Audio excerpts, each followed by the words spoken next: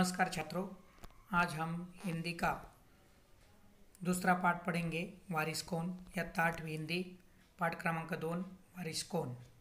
लेखिका विभा रानी। इनका जन्म 1959 मधुबनी बिहार। उनका परिचय बहुआयामी प्रतिभा की धनी विभा रानी हिंदी और मैथिली भाषा की राष्ट्रीय स्तर की लेखिका है। अपने कहानी, गीत, अनुवाद, लोक साहित्य एवं नाट्य लेखन में प्रखरता से अपनी कलम चलाई है। आप समकालीन फिल्म, महिला व बाल कल्याण विषयों पर लोकगीत और लोक साहित्य के क्षेत्र में निरंतर काम कर रही है।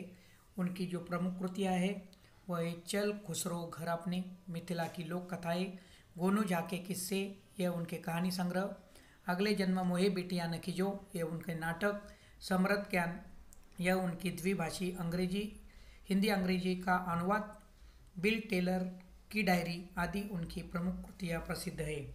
प्रस्तुत गद्य में यह एक संवादात्मक कहानी है।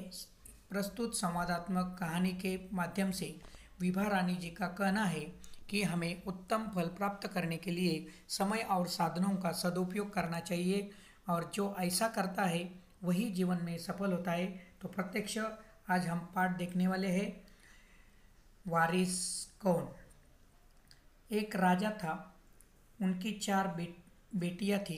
राजा ने सोचा कि इन चारों में से जो सबसे बुद्धिमती होगी उसे ही अपना राजपाट सौंपेगा। इसका फैसला कैसे हो वह सोचने लगा। अंत में उसे एक उपाय सूझ गया। उसने एक दिन चारों बेटियों को अपने पास बुलाया, सभी को गेहूं के 100 दाने दिए और कहा, इसे तुम अपने पास रखो।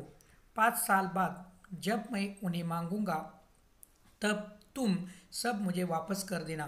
गेहूं के दाने लेकर चारों बहनें अपने अपने कमरे में लौट आई। बड़ी बहन ने उन दानों को खिड़की के बाहर फेंक दिया। उसने सोचा, आज से 5 साल बाद पिताजी का गेहूं के इन दानों की याद रहेगी क्या? और जो याद भी रहा तो क्या हुआ, भंडार से लेकर दे दूंगी। दूसरी बहन ने दानों को चांदी की एक डिब्बी में डालकर उसे मखमल के थैले में बंद करके सुरक्षा से अपने संदूकची में डाल दिया। सोचा, 5 साल बाद जब पिताजी ये दाने मांगेंगे तब उन्हें वापस कर दूंगी।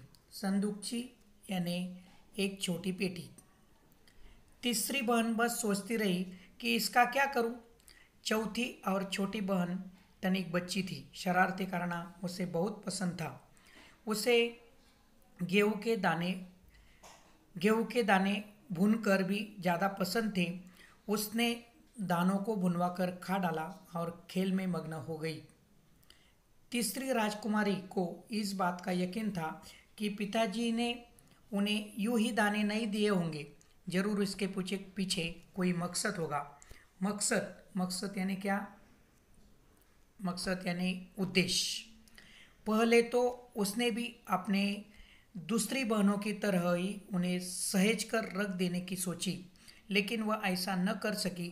2-3 दिनों तक वह सोचती रही। फिर उसने अपने कमरे की खिड़की के पीछे वाली जमीन में वह दाने बो दिए। समय पर अंकुर फूटे, पौधे तैयार हुए, दाने निकले। राजकुमारी ने तैयार फसल में से दाने निकाले और फिर से बो दिए। इस तरह 5 वर्षों में उसके पास ढेर सारा गेहूं तैयार हो गया। 5 साल बाद राजा ने फिर चारों बहनों को पास बुलाया और कहा, आज से 5 साल पहले मैंने तुम चारों को गेहूं के 100 दाने दिए थे और कहा था कि 5 साल बाद मुझे वापस करना। कहाँ है वे दाने? पहले तो राजकुमारी ने हाँ कह दिया, मगर राजा ने फिर कड़क कर उन्हें पूछा। तब उसने सच्ची बात बता दी। राजा ने दूसरी राजकुमारी से पूछा, तुम्हारे दाने कहाँ हैं? दूसरी राजकुमारी अपनी संदूकची में से मखमल के खोल वाली डिब्बी उठा लाई, जिसमें उसने गेहूं के दाने सहेज कर रखे थे। राजा ने उसे खोलकर देखा, दाने सड़ गए थे। तीसरी राजकुमारी से पूछा, तुमने क्या किया उन दानों का? तीसरी ने कहा, मैं इसका उत्तर आपको अभी नहीं दूंगी, क्योंकि जवाब पाने के लिए आपको यहाँ से दूर जाना पड़ेगा और मैं वहाँ आपको कल ले चलूँगी। राजा ने अब चौथी और सबसे छोटी राजकुमारी से पूछा। उसने उसी बेपरवाही से जवाब दिया, उन दानों की कोई कीमत है पिताजी? वैसे तो ढेरों दाने भंडार में पड़े हैं।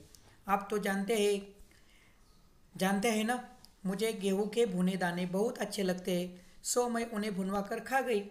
आप भी पिताजी किन किन चक्रों में पड़ जाते हैं? चक्कर में पड़ जाना यानी द्विधा अवस्था में पड़ जाना।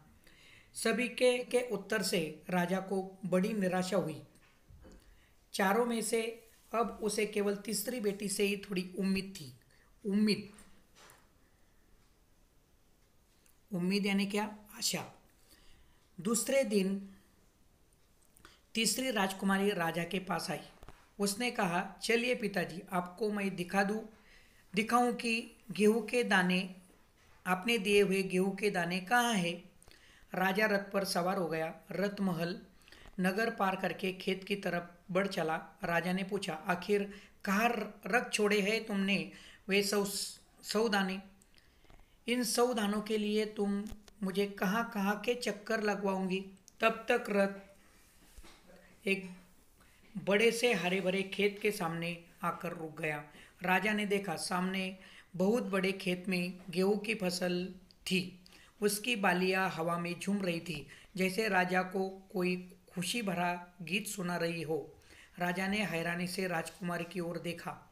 राजकुमारी ने कहा, पिताजी, ये है वे 100 दाने जो आज लाखों लाख दानों के रूप में आपके सामने है। मैंने उन 100 दानों को बोकर इतनी अधिक फसल तैयार की है। राजा ने उसे गले लगा लिया। गले लगाना यानी प्यार से मिलना, और कहा, अब मैं निश्चित हो गया, तुम ही मेरे राज्य की सच्ची उत्तराधिकारी हो। इस पाठ से हमें यह सीख मिलती है कि समय और साधनों का सदुपयोग करना चाहिए, और जो ऐसा करता है वही का जीवन सफल होता है। इसलिए तीसरी राजकुमारी राजा के हिसाब से सच्ची उत्तराधिकारी बन गई।